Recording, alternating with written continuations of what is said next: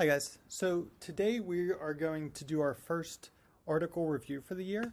I'm going to teach you how to access all the papers for the article review and the reason why we do an article review we're also going to talk about. So first off, I'm on Canvas, I'm on our homepage here. I'm in student view, so it's exactly what you guys see. Let's go to my website.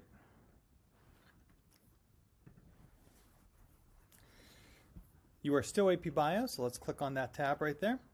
And I have all the things you need right here for the article review. But before I start clicking on things, let's talk about why we need an article review.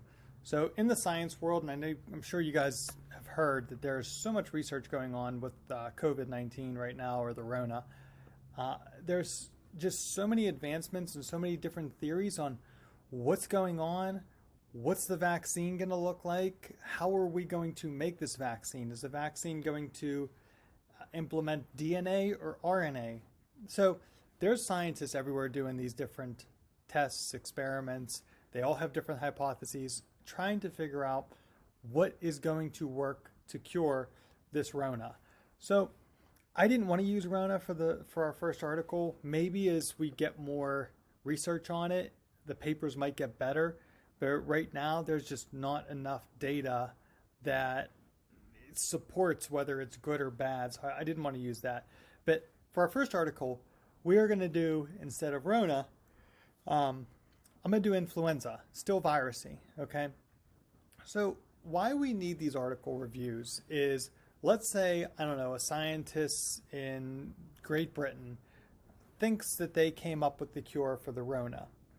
What's going to happen is they're going to send that article, their journal, to peer review. And that's what you guys are kind of going to do. But why they do this is so that other scientists can look at these papers and be like, oh, hey, you did a good job here. Oh, hey, you can replicate this. Another scientist could in the lab and everything would be good. You should get the same results as that scientist. Or they might say, this isn't right. You did something very wrong here. This experimental data is completely skewed. You screwed up. So you guys are kind of going to do that portion of it. Now, it's going to be a little bit difficult for you guys because some of the words are very big. And if you feel it's an important word, look it up on Google. If you don't think it's a very important word, skip it, use context clues. You know, these aren't going to be perfect, guys. And I tried to find articles that weren't good, weren't bad, but in between. Reason I did that is because if it's a good article, well, you're not going to have anything to really critique. So, yeah. Anyway, so here's our two articles. Okay, they're both on influenza. First one is evidence of bias in estimates of influenza vaccine effectiveness in seniors. This is going to be dealing with influenza in old people.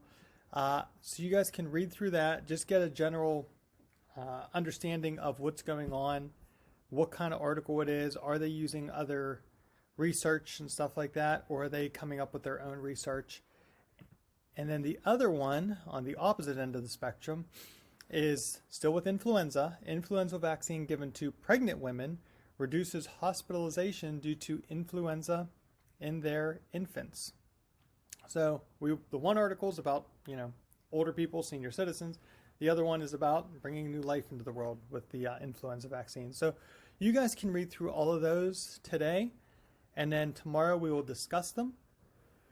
But before I let you guys go, let's go over, here is your format for the article review, okay? You're going to do 2 and 9 weeks.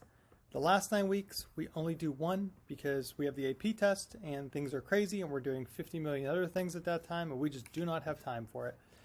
All of the article reviews, guys, you get 2 weeks to do, so plenty of time to finish it up. But anyway, I broke it down into 10 different sections for you guys, and you could just label all 10 sections. You don't have to write the numbers. For instance, you don't have to write number 1, full bibliographic reference. You could just write, full bibliography there. You don't have to go crazy on it.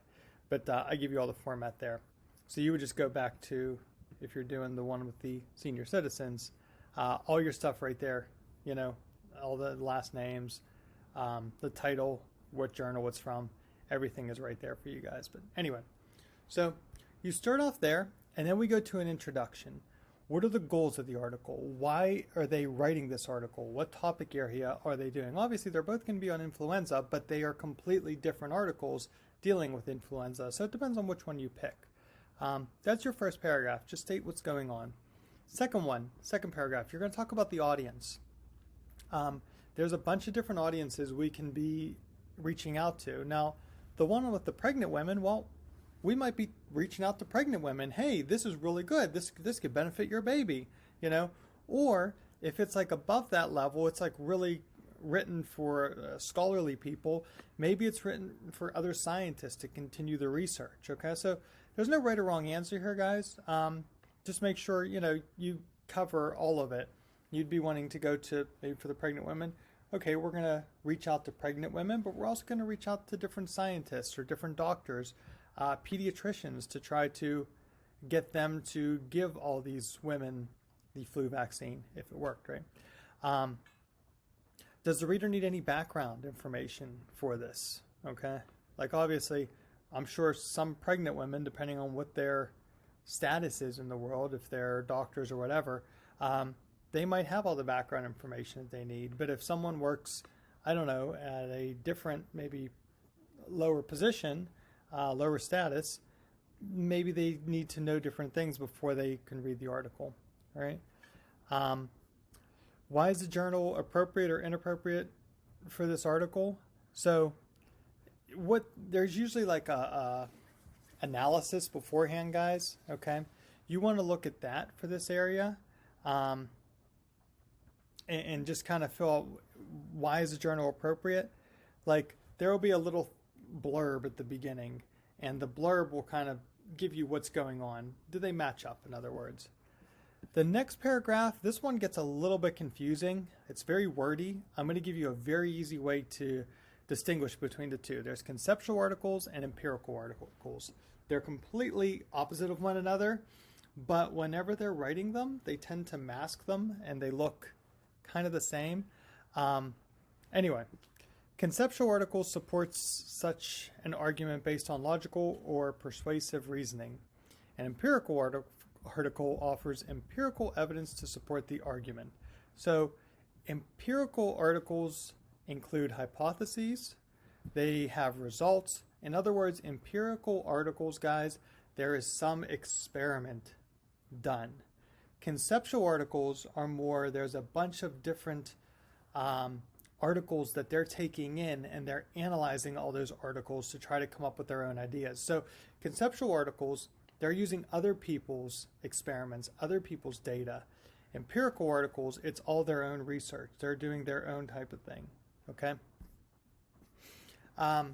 So just write a brief thing about that, what type of article it is, how do you know it is that. Next one, brief summary. You guys can read through the 3 paragraphs there. They're very quickly. Don't go crazy with the summary. You want to make it literally brief. You could even write very brief, in front of that. What is paragraph 1? What's our problem? All right.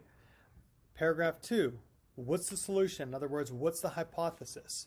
And then paragraph 3, what evidence is put forth that this solution is appropriate? So why do they think it's going to work? Now, be careful, guys. In the summary, that's not going into the results. The results is going to be all their findings. That's when you say, all right, did that hypothesis work? Did whatever their data is support that hypothesis? So that's where you talk about that. Contributions, guys. You can go through this. Sometimes they're there in black and white and it's very easy. Sometimes it's a little bit harder to find, okay? But an article makes a contribution by adding to the knowledge of researchers in a research field. An article can make a contribution to the research field in many ways. Does it provide a new way to look at a problem? In other words, is it taking other research? That's what a contribution is. Is it taking other research, using that research, and either finding a new way to do it, or are they supporting all those things? All right, and that's kind of what we get down to down here. Okay, so you guys can read through the rest of that. Foundation, guys. Most of the time, you're not going to find a foundation in our articles, just so you know. Good research often is built upon theories and frameworks that other researchers have developed, okay? These are usually in conceptual articles rather than empirical. As I said before, conceptual articles are taking a bunch of things together and, synthesizing that to come up with either a new theory or keeping their theory valid, okay? This is a little bit different than contributions, because contributions are going to be maybe taking little things from different people, like, oh, hey, they did this little thing. I'm going to have to cite them because I'm using a little part of their research. Foundation is using a whole article, okay? And then going on, guys, your general critique. So this is where you kind of, the rest of the article review, this is where you kind of get to put your 2 cents in. So the rest of the stuff before is you're getting that all from the article. This is where you get to say, hey, this article was really good because blank. Hey, this article was good because of blank, but it wasn't so good. It could have done better with these things. Or, hey, it was bad all around because blank, blank, blank. And I give you some things here. You don't have to use these. You can use your own little questions, but I gave you some questions to go about. You don't have to answer all of them. You don't have to answer any of them. You might have your own little general critique, okay? So, again, you do not have to answer all these questions. I just gave you some examples. Sometimes the author will list issues they have with it. Hey, we had some outliers, and we did a perfect line graph except for these 2 little points here, and we want to talk about why those were wrong, okay? That's an issue. So sometimes they list issues. If they don't think they had any issues, they're not going to list them, okay? And if not, just say section 8, issues listed by the author. They did not list they had any issues.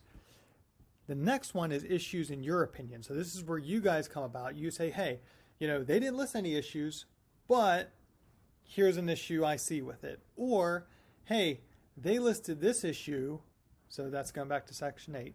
They listed this issue, but they didn't talk about this issue at all, So this is where you guys get to kind of talk about different things with issues. And then lastly, based on the article, give me 3 questions that you still have based on the article that they did not cover. All right. So read through the 2 articles, guys. Read through those, skim them, okay? Don't go crazy. Don't read them real in depth. And then you get to choose one. Once you choose one that you're going to write your article review on, then you want to take that one and you want to diagnose it and break it apart a little bit more, okay? So that's it, guys. Have a good rest of your day. Just skim through those articles for tomorrow.